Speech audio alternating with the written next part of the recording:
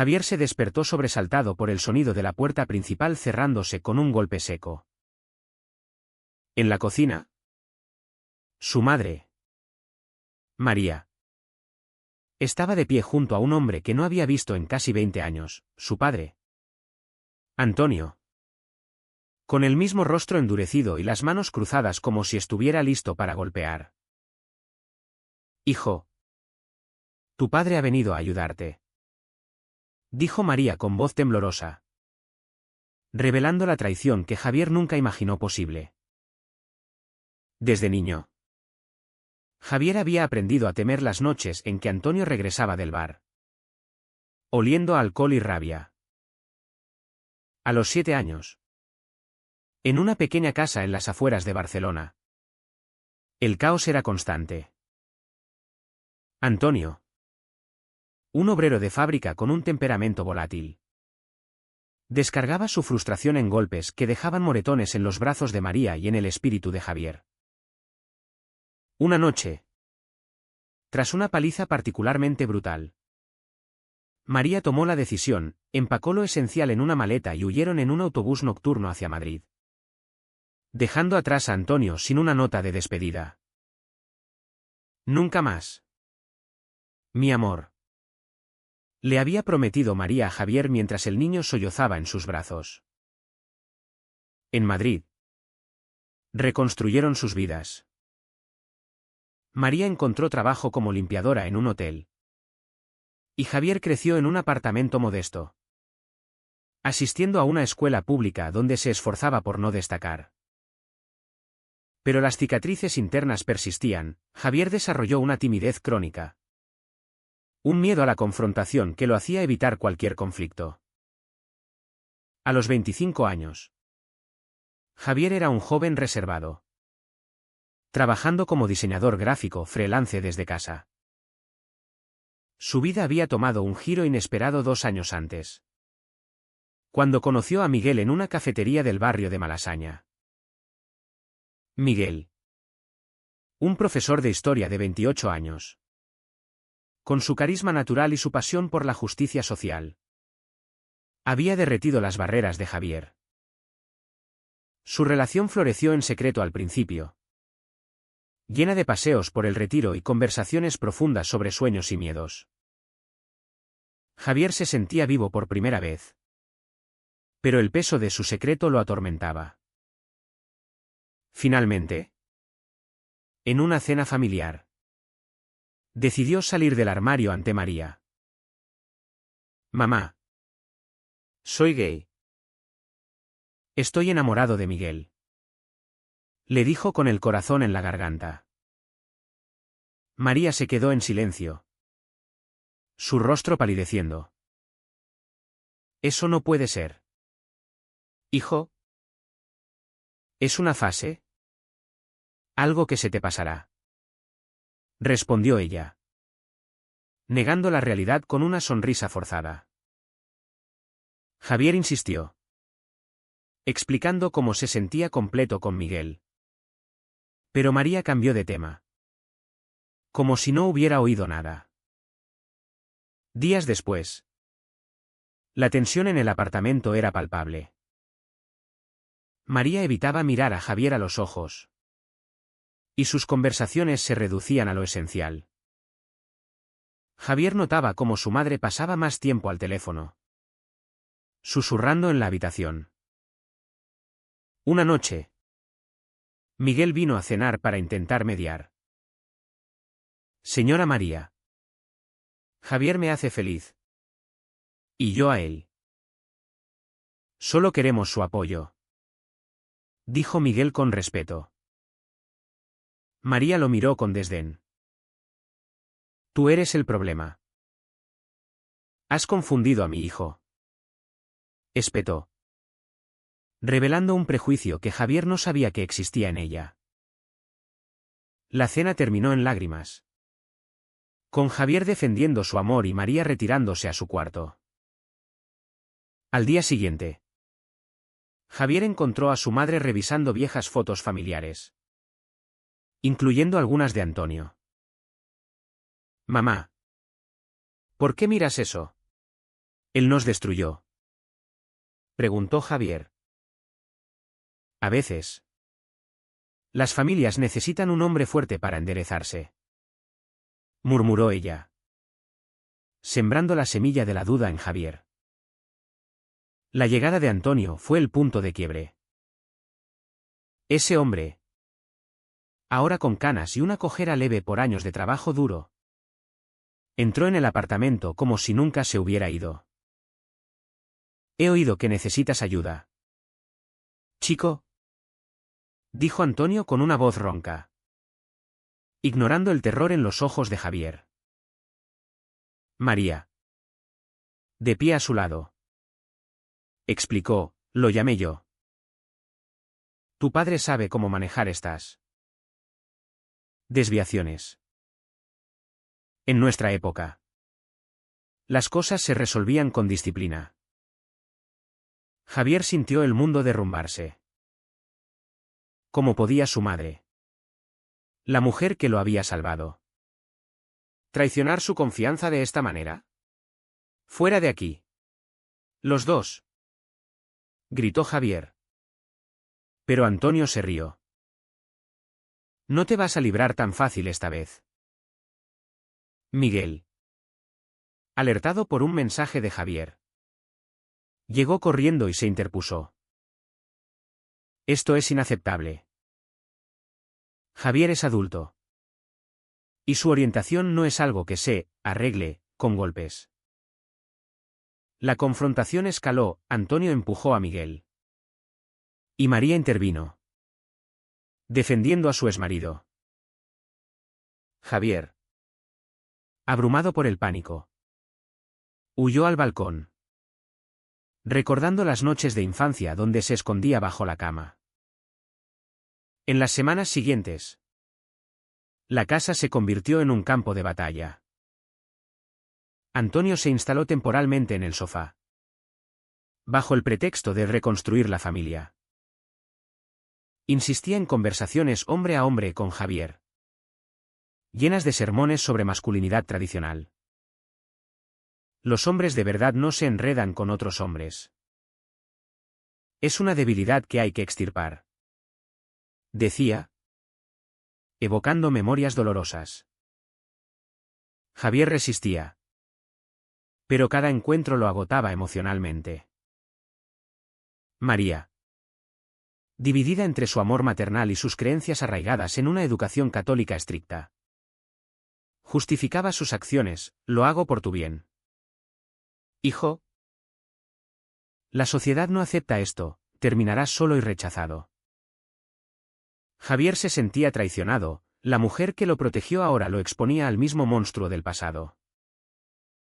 Miguel lo apoyaba desde fuera, pero la presión familiar lo obligaba a cuestionar su relación. ¿Vale la pena todo este dolor?, se preguntaba Javier en soledad, debatiendo si ocultar su identidad para restaurar la paz. Una noche, durante una cena forzada, Antonio estalló cuando Javier mencionó a Miguel. «Ese maricón te ha lavado el cerebro», gritó, levantando la mano. Javier, por primera vez, no retrocedió, bloqueó el golpe y contraatacó verbalmente, tú eres el monstruo aquí. No yo. María lloró, atrapada en su propia red de decisiones. La escena culminó con Antonio abandonando la casa temporalmente, pero no sin prometer volver. Javier confrontó a su madre, ¿por qué lo trajiste de vuelta? ¿Tanto me odias por ser quien soy? María confesó, tengo miedo por ti. En España, a pesar de las leyes, la gente juzga. Pensé que tu padre podría enderezarte. Javier se dio cuenta de que la traición nacía del miedo, no del odio. Pero el daño estaba hecho.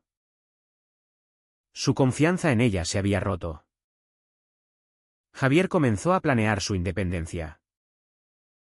Buscó ayuda en grupos de apoyo LGBT en Madrid, donde conoció a otros con historias similares. Estas reuniones le dieron fuerza, recordándole que no estaba solo. Miguel lo animaba: no tienes que elegir entre tu familia y tu felicidad.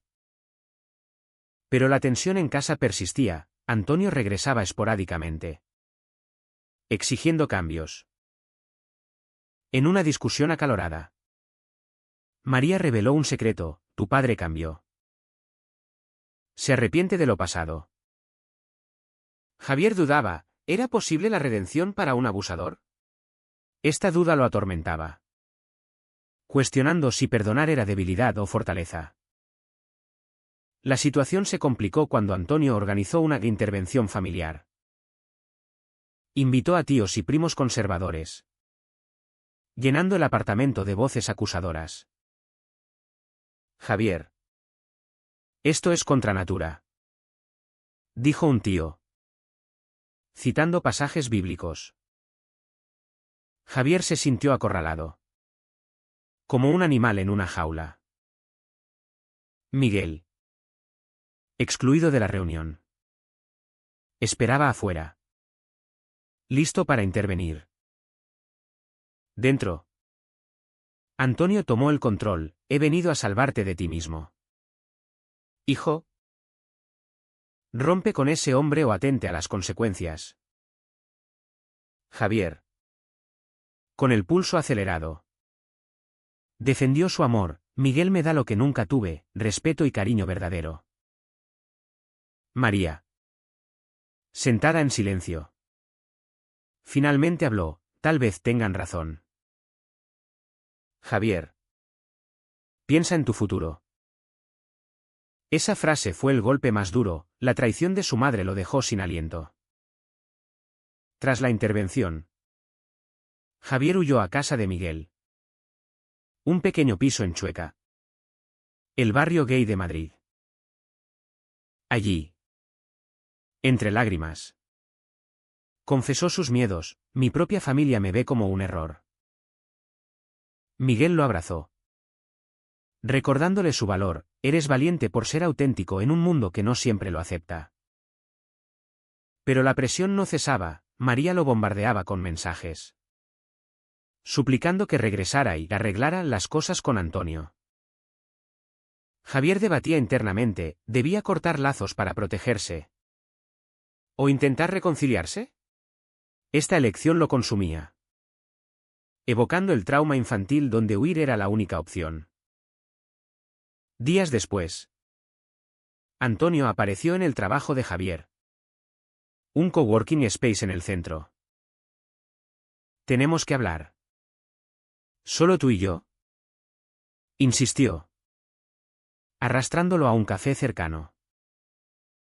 Allí, Antonio reveló una faceta inesperada: me equivoqué contigo y con tu madre. El alcohol me destruyó. Pero he cambiado. Quiero ayudarte a ser normal. Javier vio un atisbo de vulnerabilidad, pero rechazó la oferta: ser gay no es algo que se cambie. Es quien soy. Antonio se enfureció, amenazando con revelar su orientación a sus clientes. Si no escuchas, te arruinaré. Javier sintió el peso de la extorsión. Su carrera freelance dependía de la reputación. María, al enterarse, defendió a Antonio: lo hace por amor. Hijo. Esta alianza la pintaba como cómplice, profundizando la brecha. Javier confrontó a su madre en una llamada: amor, me estás destruyendo. María lloró: en mi generación, ser gay significaba sufrimiento. No quiero eso para ti. Javier comprendió que sus acciones nacían de un amor distorsionado por el miedo social. Pero el daño emocional era irreparable. Decidió poner límites: si no aceptas quién soy, no puedo tenerte en mi vida. La tensión escaló cuando Miguel propuso mudarse juntos, lejos de la influencia familiar. Podemos empezar de nuevo en Valencia, sugirió. Javier vacilaba, amaba a Miguel. Pero abandonar a María le dolía. En una visita sorpresa, María llegó con Antonio, exigiendo una terapia de conversión. Hay clínicas en España que ayudan con esto, dijo Antonio. Javier explotó, eso es tortura. ¿Cómo puedes sugerirlo? La discusión terminó en caos, Miguel intervino, expulsándolos. Esa noche, Javier soñó con su escape infantil, despertando con la resolución de enfrentar el pasado. Buscando cierre, Javier investigó el historial de Antonio. Descubrió que su padre había estado en prisión por violencia doméstica tras su huida. Y ahora trabajaba en una fábrica en Barcelona. Cambió. Le confirmó un viejo vecino por teléfono. Pero Javier dudaba, ¿era genuino o manipulación? En una reunión en un parque neutral, Javier confrontó a Antonio, me golpeaste. Nos aterrorizaste. ¿Por qué debería creerte? Antonio admitió, fui un monstruo. Tu madre me contactó porque está desesperada. Javier vio lágrimas en sus ojos. Pero el rencor persistía. María. Al saber de la reunión, se sintió traicionada, deberías escucharnos. Esta inversión de roles lo enfureció, ahora él era el traidor por buscar verdad. La familia extendida se involucró, con llamadas acusatorias que lo aislaron más. Javier encontró consuelo en la comunidad LGBT, asistiendo a marchas del orgullo donde vio historias de resiliencia. No estás solo, le dijo un activista. Esto lo empoderó. Pero el costo era alto, su salud mental se deterioraba, con noches de insomnio y ansiedad. En un punto crítico, Antonio amenazó con violencia física si Javier no cambiaba. Te enderezaré a la fuerza, gruñó en un mensaje. Javier reportó a la policía, obteniendo una orden de alejamiento. María, dividida, eligió apoyar a Antonio, es tu padre. Javier. Esta elección final lo devastó, la mujer que lo salvó ahora lo abandonaba. Miguel lo sostuvo, has pagado suficiente. Es hora de priorizarte. Con la orden de alejamiento en vigor, Antonio desapareció temporalmente. Pero la sombra de su presencia persistía. Javier se mudó con Miguel a un apartamento en Lavapiés, buscando un nuevo comienzo. Sin embargo, María no cejaba, enviaba cartas emotivas. Mezclando amor con culpa, estás rompiendo nuestra familia por una elección egoísta. Javier leía cada una, debatiendo sin responder. ¿Es egoísta ser uno mismo? Se preguntaba, explorando el conflicto ético de lealtad familiar versus autenticidad personal. En el trabajo, Javier enfrentó repercusiones, un cliente conservador, alertado por rumores, posiblemente de Antonio, canceló un proyecto. No queremos asociarnos con controversias, le dijeron. Esto lo obligó a replantear su carrera, uniéndose a una agencia inclusiva que valoraba la diversidad. Miguel, por su parte, perdió amigos mutuos que se alinearon con la tradición familiar. El precio de nuestro amor es alto, admitió Miguel. Pero reafirmó su compromiso, vale cada sacrificio. Una noche, María apareció en la puerta, sola y arrepentida. Cometí un error al traerlo de vuelta, confesó entre sollozos. Javier la dejó entrar, pero con cautela. Me traicionaste. Mamá. Me expusiste al mismo dolor que juraste evitar. María explicó su razonamiento, creí que en España. Con el matrimonio igualitario. Todo era fácil. Pero en nuestro círculo. El rechazo es real. Tenía miedo de perderte ante la sociedad. Javier vio su vulnerabilidad, ella también era víctima de presiones culturales arraigadas en el franquismo residual y el catolicismo conservador. La conversación duró horas. Desentrañando capas de dolor. María admitió que su propia juventud había sido marcada por expectativas rígidas, me casé con Antonio porque, debía. Javier compartió su viaje, salir del armario fue liberador. Pero tu reacción me rompió. Llegaron a un entendimiento tentativo, María prometió educarse sobre la comunidad LGBT. Sin embargo, cuando mencionó contactar a Antonio para arreglarlo todo, Javier se tensó, no.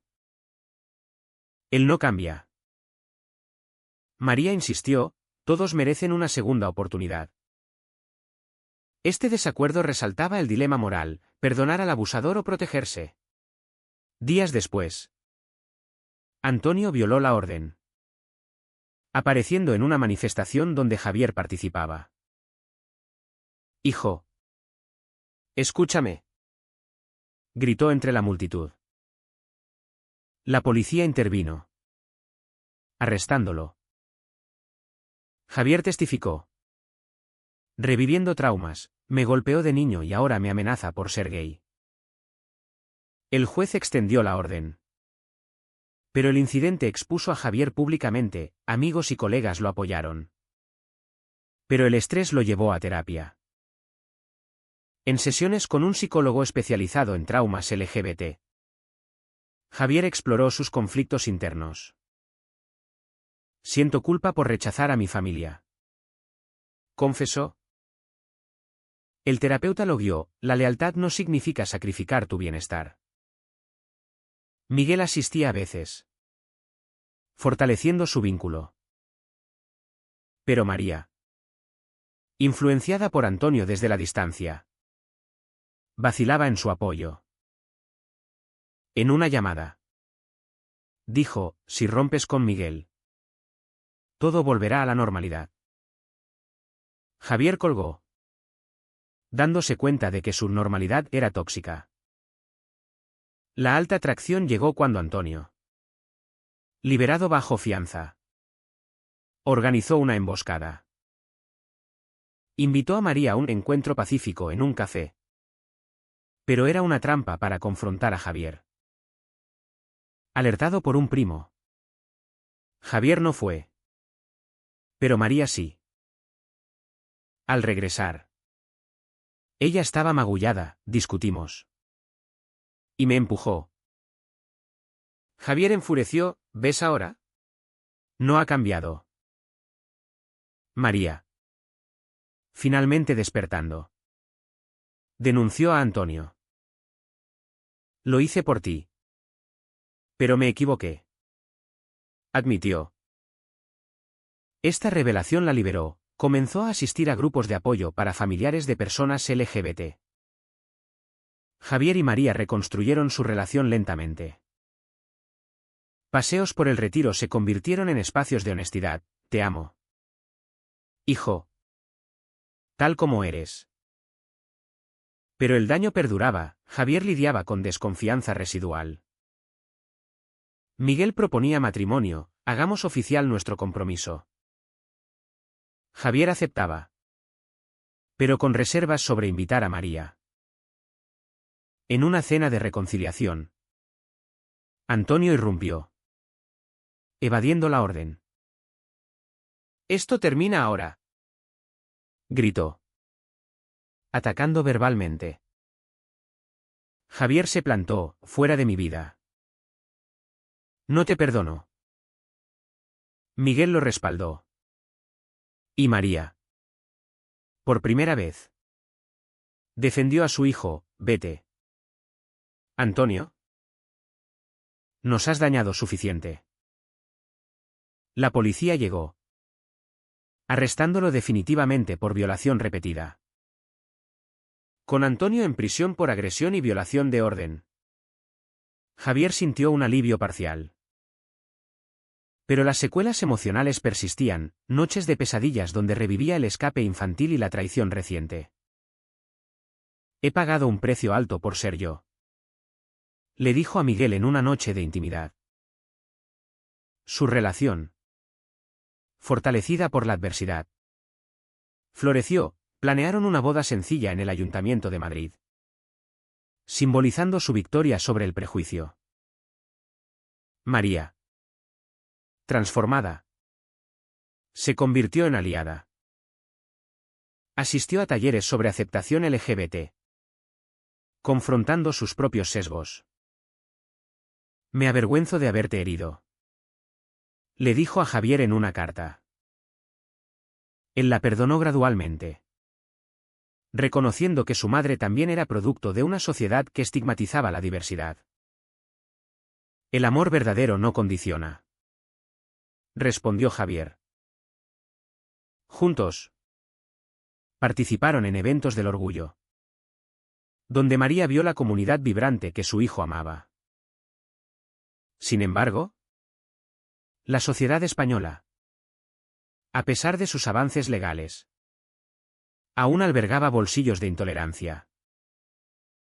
Javier enfrentó discriminación sutil en el trabajo y miradas juzgadoras en la calle.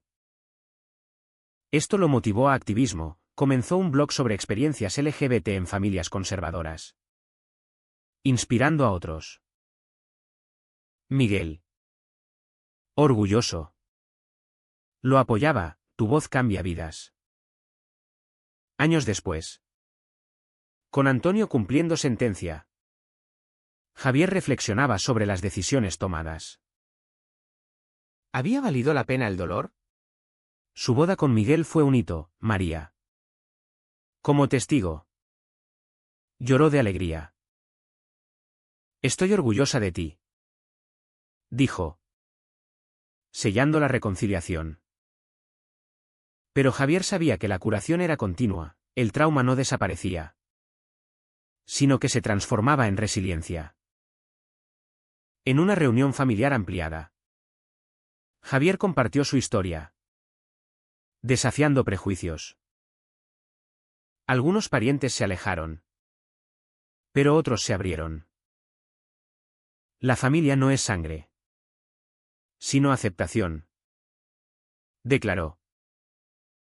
Esta filosofía guió su vida, priorizando relaciones saludables. Mirando atrás, Javier se daba cuenta de que cada elección, salir del armario, confrontar a su padre, perdonar a su madre, había exigido sacrificios. El precio, aislamiento temporal, dolor emocional. Pero la ganancia, libertad auténtica. Miguel y él construyeron un hogar lleno de amor, planeando adoptar en el futuro. Fue correcto que María trajera de vuelta a Antonio, creyendo que era por el bien de Javier. ¿O fue una traición imperdonable que priorizó prejuicios sobre el amor maternal?